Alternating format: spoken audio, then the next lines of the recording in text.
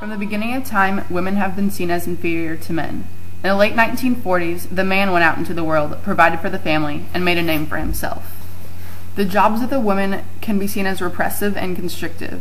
Women acted as obedient wives, mothers, and most importantly, homemakers. An obedient wife always obeyed her husband and agreed with him on everything. A caring mother stayed home during the day and tended to the children. A homemaker cleaned the house and had dinner ready when the husband arrived home from work. Very few women in the late 40s worked, and if they did, they earned significantly less than their male counterparts. In their free time, women attended movies with their families or played the few sports that were seen as feminine enough for women participation, such as golf and tennis. However, the roles of women drastically altered during World War II when tens of thousands of men were drafted into the Army. The military drafted over 10 million men who were forced to leave their families and jobs behind.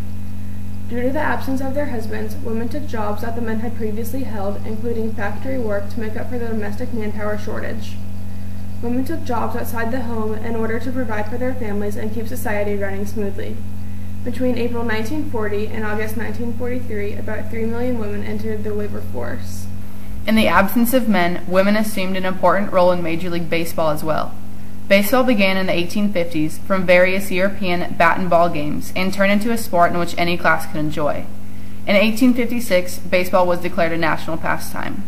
Major League Baseball began in 1927 as a way to allow for competitive play.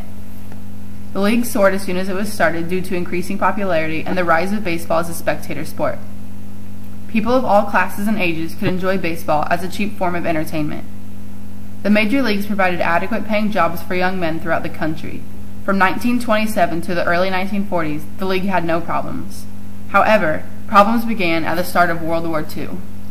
During World War II, Major League Baseball sent 5,400 of the 5,800 men on their rosters into the military. Due to the absence of the majority of the star players, the league's competition level declined dramatically.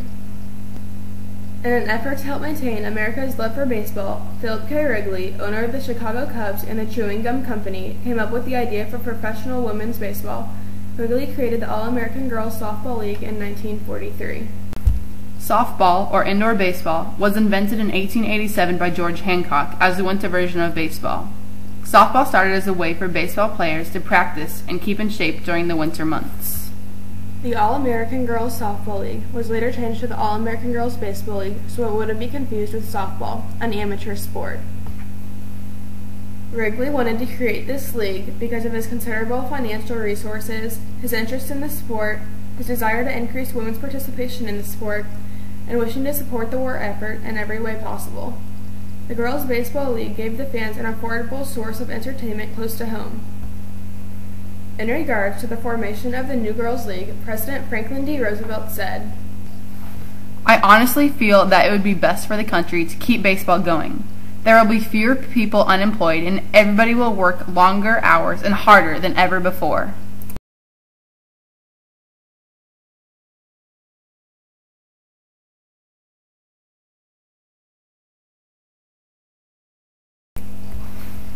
Although women baseball players labored outside of the home, the All-American Girls Baseball League had strict rules for the players. The league emphasized the highest ideals of womanhood.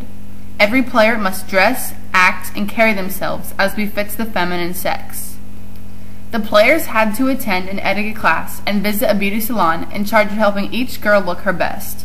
Wrigley, who primarily ran the league, wanted to establish an image of socially acceptable athletic femininity. The girls could not have short hair, smoke, or drink in public places. Requirements demanded them to wear lipstick at all times. Breaking these rules resulted in a fine of $5 for the first offense, $10 for the second, and suspension for the third. Public opinion of women was gradually changing.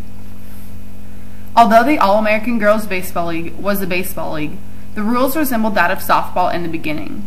The 12-inch ball differed from the 9-inch ball used in the major leagues. The pitcher's mound was 40 feet away from home plate instead of 65. Similar to softball, the pitchers threw underhand, but on a raised mound.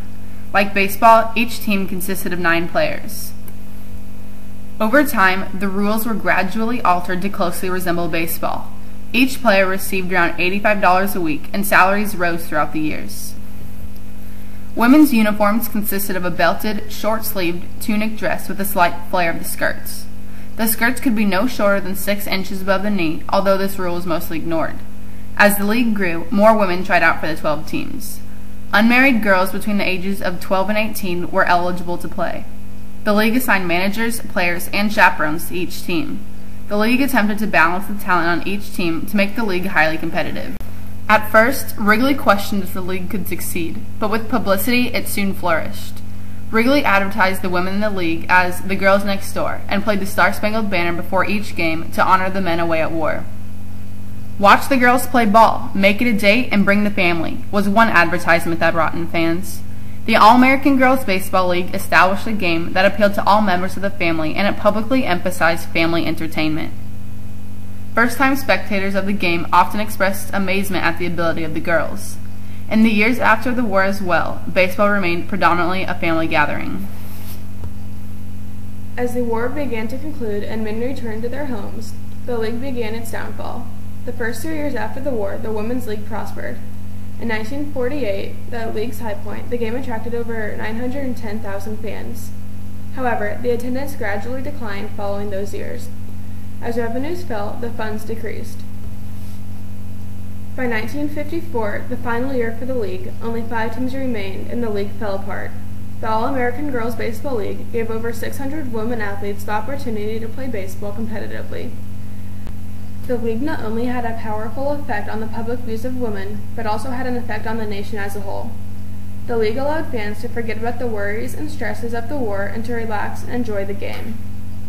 The All-American Girls Professional Baseball League had a profound effect on the women in the 1950s. The league helped to alter public opinion of women in the time period. Prior to the league, women's participation in this masculine sport was condemned. However, the league showed men and women all throughout the country that women could excel just as men did. The league opened doors for women previously unheard of, such as advancement in other sports. Girls all around the country were now freely participating in sports. As a result of World War II, women were also now in the workforce, making a living for themselves, and some were no longer reliant on their husbands. Although the league did not last long, it ultimately changed the perspective people had of women and their roles in society and in occupations. It helped women to escape the traditional roles of homemakers and live for themselves.